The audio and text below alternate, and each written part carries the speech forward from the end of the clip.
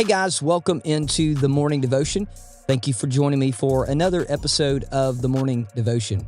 As you can see, we're outside today in God's beautiful nature. It was too beautiful of a day not to record at least one podcast this week outside. And so here we are recording a podcast. Well, I want to talk to us this morning about our representation of Jesus to the world. You know, a lot of people, especially in today's society, do not believe that there's a God. They do not believe even in the Bible. And so their only representation that they will know or see of Jesus is you. And it is how we represent him that makes all the difference in the world. So my question is, how are you representing him? What does the world see when they see you? Do they see a Christian? Do they see a godly example? Or do they see someone who walks around with their nose in the air? Do they see someone that's always in a bad mood? Do they see someone who is always griping and complaining?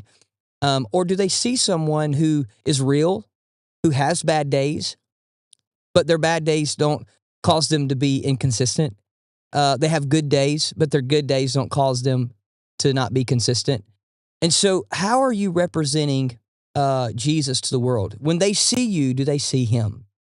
I know that there are people in my life that I have encountered along the way, and unfortunately, they look the part to what the standard of the church would be.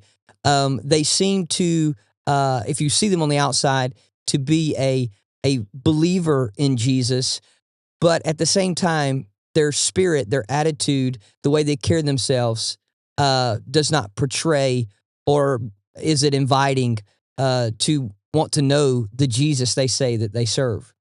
You know, the sad reality is that in Jesus' day, there were people that were the same way. Jesus called them Pharisees. He said, "You are whited sepulchres, but yet you're full of dead men's bones." They had the law, and in many instances, it was their own interpretation of the law. Yet, they had no relationship with the God of the law. They had learned to practice the rules and regulations of the law, but yet they never took time to get to know the God of that law. Here's the dangerous thing for us today. If we're not careful, we can go through the mechanics of church. We can go through the clapping of the hands and the singing of the lyrics and the responding to the word of God, yet never know that God that we preach about, sing about, and say that we know. Ladies and gentlemen, we owe it to ourselves and to our families and to the ones around us to really know him through relationship. Relationship with God will change everything. Relationship with God will allow you to be consistent in a world that's inconsistent. Relationship with God will open doors and open opportunities with people that otherwise would never have happened. So here's the thing today. On this Tuesday morning, as you watch this devotion, I pray that you would consider being the best example of Jesus that you can be. And the only way to be that example of Jesus, the best example that you could be, is by spending time with him. Are you spending time in the Word? Are you spending time in prayer? Are you spending time building relationship with God? Because that's what matters. Don't be a Pharisee. Don't have the rules, quote unquote, down pat. Don't be able to quote the Word of God, but yet you don't know how to live the Word of God. Don't go through the motions of saying you're a Christian because you look the part, yet your spirit and your attitude is so far away from being a part.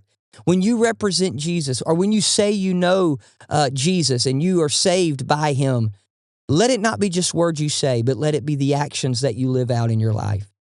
We are the only example of Jesus some will ever see.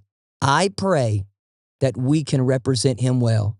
How about if we've done a bad job in the past, let's start fresh today, and let's let our light shine before all men. Let's be salt and light in the world. I don't know about you, but I desire to be that today.